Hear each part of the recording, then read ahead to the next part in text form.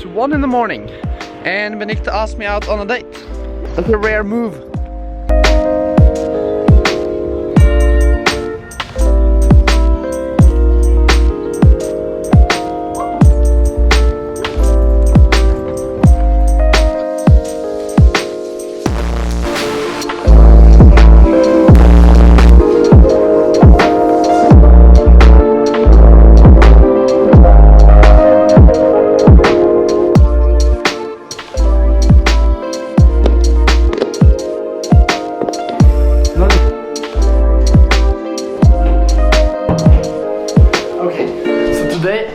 Today I'm very happy and very tired.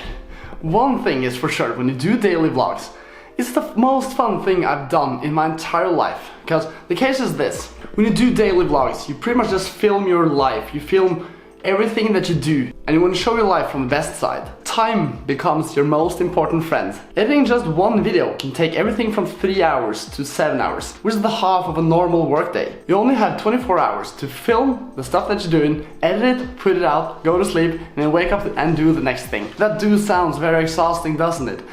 It is, but it's also the most fun thing. Because when you vlog, you want to do cool stuff. So vlogging keeps you away from doing the stuff that you don't enjoy, but still keep ending up doing every once in a while, if you know what I mean. I bet some of you can relate to that. If you spend your time wrong, you're gonna end up like me today. It's 5:30 and I've been sleeping all day. But on the other side, I'm stoked. I'm gonna get rid of this piece of shit of a camera.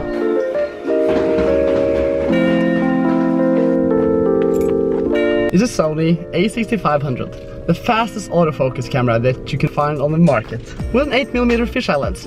Great for vlogging, at least that's what I thought. I looked it up on the internet. It has the greatest specs that I could ever see on the camera. I bought it for $2,300. Pretty big price. You would think this is the best camera that you can ever find for vlogging. I was dead wrong.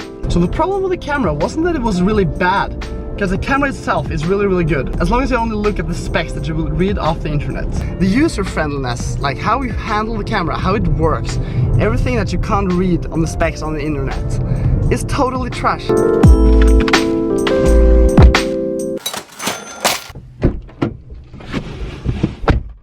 It's gone.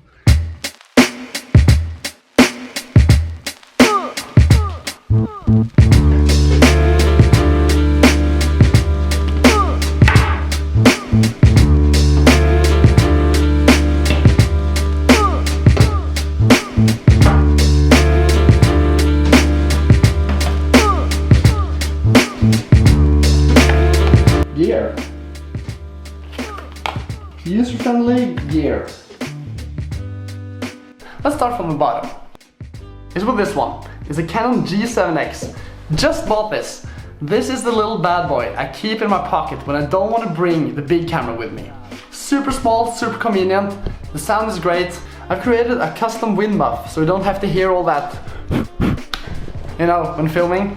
Hasn't got the craziest specs, but it's super user-friendly and never quits on me.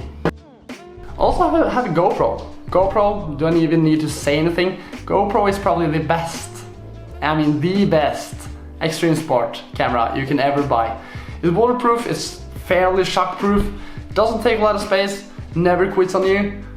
It's great. I like GoPros. Not been paid to say it, but I like it. I keep this around me wherever I go when riding. I also have a drone. This is a Mavic Pro. It's nice. It doesn't take a lot of space. You can also fly big distances with it. What more can I ask for? When it comes to the lens that I use on this very camera right here, we have these three bad boys, plus the one on top of here. The main lens that I use when filming most of the shots on this channel is an Olympus 7-14mm constant f2.8. It might not say you a whole lot, but it's a very wide angle lens with zoom. Second most used lens over that is a Samyang 7.5mm. Super wide fisheye, it's perfect when filming BMX. I like this one. Also this one is a Lumix 14-140mm. Super zoom lens. Look at this. Practical if you want to do like time-lapse of stuff that's far away.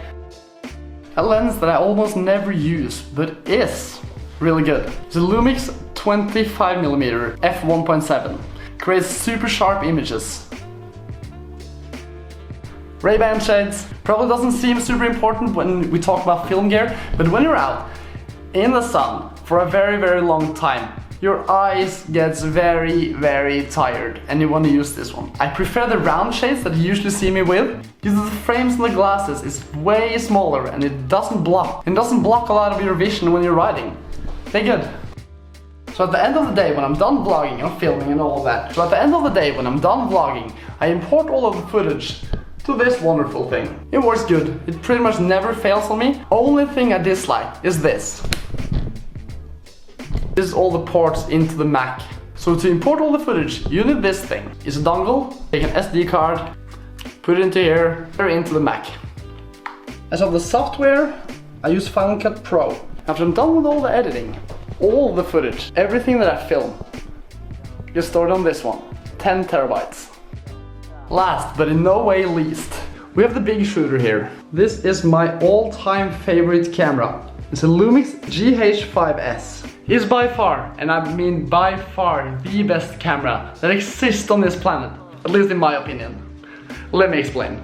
It shows a crazy frame rate, which creates all these beautiful slow-mo clips. It's a flip-out screen, but you know, it's kind of necessary to see what you're filming. All the buttons you frequently use in this camera is perfectly placed on top of here, so you don't have to mess around the touch screen. Attached to the camera I have a Video Mic Go with a dead cat, well used to say the least. It works, I've had this thing for 3 years. And for a perfect grip slash tripod slash whatever you want to use this thing for, I have a Joby 5K GorillaPod, vlogger's absolute essential. So yeah, there you have it. This is the gear that I use when vlogging. Everything here, and I mean everything, is chosen for its purpose. All the cameras that I use have their own unique value that I use when it's needed.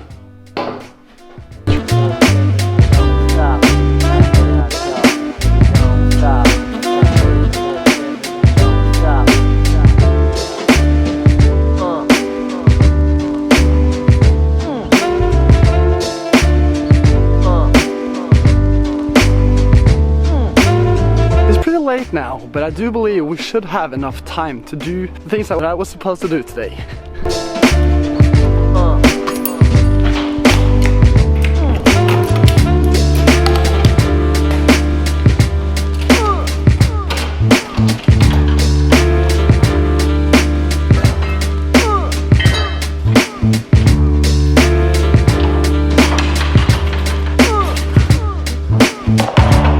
The amount of bike projects I have here.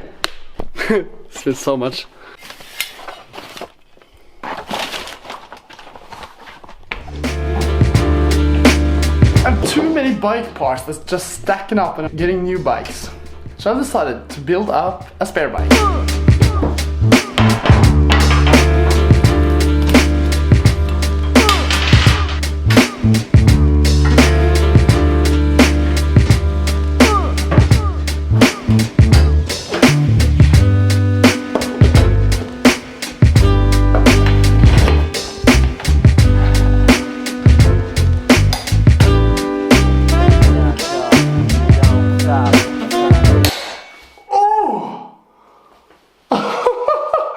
Did you hear the sound? Ouch.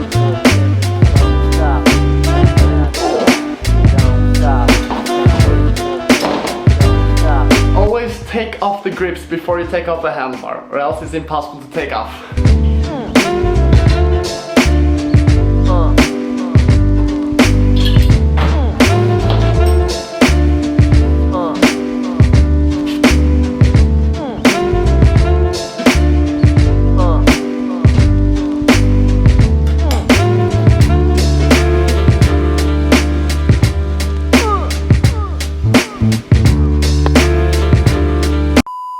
Okay, so after starting this project of building up the new bike, let me explain the whole thing about it. So I want to build up a new bike, but in the process I learned I don't have all the parts here. I have a crank, but I don't have the bearings, which is kind of essential when you want to build up a frame. So my plan with building this bike, I don't want to build this like a normal bike. I want to have this as my street bike, with fat tires with low pressure. 3 or 4 pegs, haven't decided yet. And thinking about getting a coaster.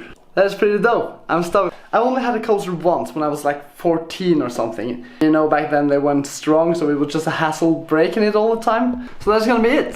Pretty short vlog, but I'm gonna continue tomorrow. Peace out.